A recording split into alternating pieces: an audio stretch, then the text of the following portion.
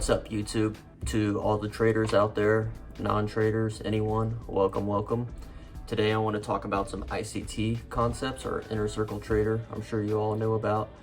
So essentially, when you're in an up move, down close candles should be supporting price to continue moving upward. And when you're in a down move, up close candles should be resisting price from continuing upward. So let's get into it. All right, here's a quick example how this down candle right here supports this area to move up. And same right here, this down candle supports price when it moves up. This down candle, it's supporting price right now. It might have not wanted to break through, but it could just come down and back into this down candle to move back up. As long as price closes above a down candle, I see that as a valid down candle to be traded into. And then I look for my entry criteria. So for this past week, this is the 4-hour time frame. I'm just gonna break it down into that. Where were we? So Monday, yeah, we were right here on Monday. So we had this down candle here on Monday, March 27th, 5 a.m. We're going into the New York session of ICT's kill zone from 7 to 10. And I'm just gonna click through this. And so price traded above that right there. So if you were trading after this time of 9 a.m., this would be a valid 4-hour candle to look for price to come back into, and then look for your entry criteria.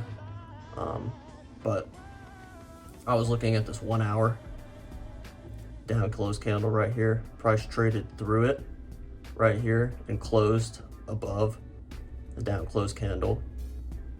And then I start trading at 8:30 Eastern, so that's 5:30 Pacific time. So this is the 8 o'clock candle. I'm gonna have a 15-minute. So once 8 o'clock opened, price came into that 1 hour area and then came back up. I started looking at the chart at 8:30. I was ready to go. Price came back down into the area again, which I was like, okay, now I'm gonna look for my criteria to enter. And let me just pull up how I wanna, this is the criteria that I typically wanna see right here.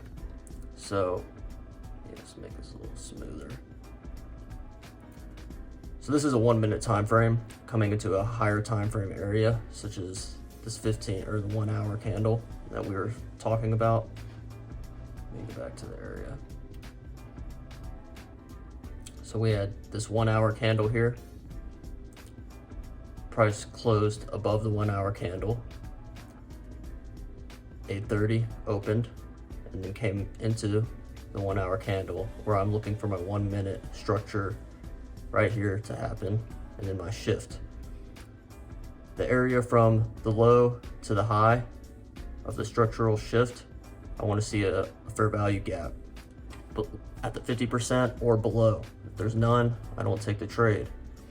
If there's no just strict bullish candles trading through it with momentum and a close above, I don't take the trade.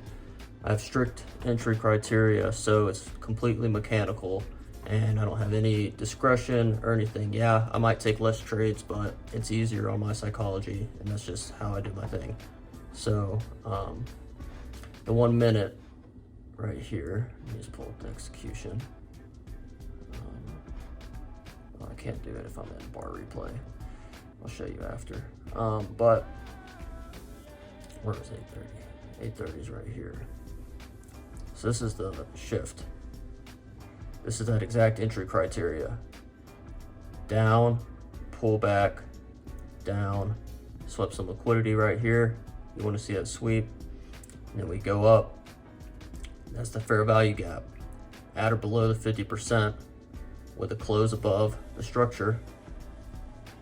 This is your market structure shift. You could also use this one right here too. It's your preference, whatever you want to do. But I want to see him just nice impulsive price action up. And this has to be a pullback. See, like right here, that forms a swing high, but that's not a pullback. This is a pullback. So that's telling me it's breaking more prominent structure. So as soon as it breaks that structure, I put my order on, and that goes for a 1 to 5. And then a little bit later, let me show you another example. Price continues on. And that's the 1 hour. Let me go to the 15. Okay, so here's your next down close candle. And sometimes you can get multiple trades in the same day. And I got lucky this day that the market gave this to me. So we had price impulse up. I exited my trade in here, and then price came back down to give another opportunity in here. And let me show you that 1 minute structural shift again. I want to see that exact thing right here. Boom. That's your structure shift. Right there. As soon as price closes above, there's your fair value gap. Enter there. You go long. Down, pull back, down, shift. Fair value gap below 50%, close above. And then price just accelerates up. So that's those were a couple of the good trades I took this week. I had one unnecessary loss in here just because I read the market wrong. But then Tuesday, I took a loss right after that. But Monday and Tuesday were my only trading days. Wednesday, Thursday, Friday, I didn't get any more trades. So I'm just gonna pull up these executions real quick.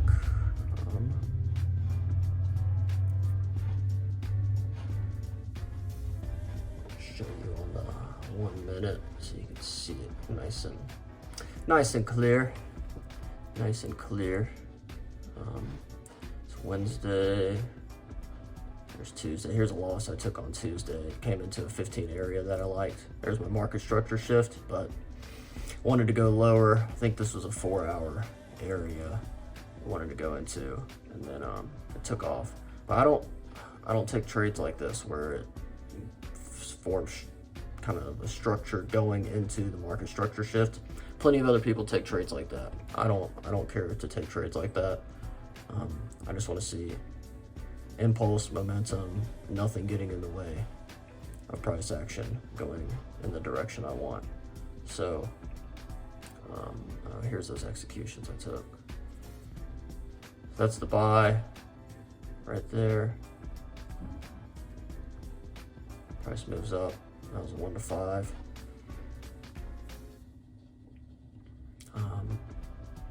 So this is the loss I took. I thought I was seeing this as structure, but I wasn't focusing. That's not a pullback. That's an engulfing candle with a swing high. It's not a pullback. This is a pullback right here. Down, up, down, shift, go long. 1 to 5 again. All in the same day.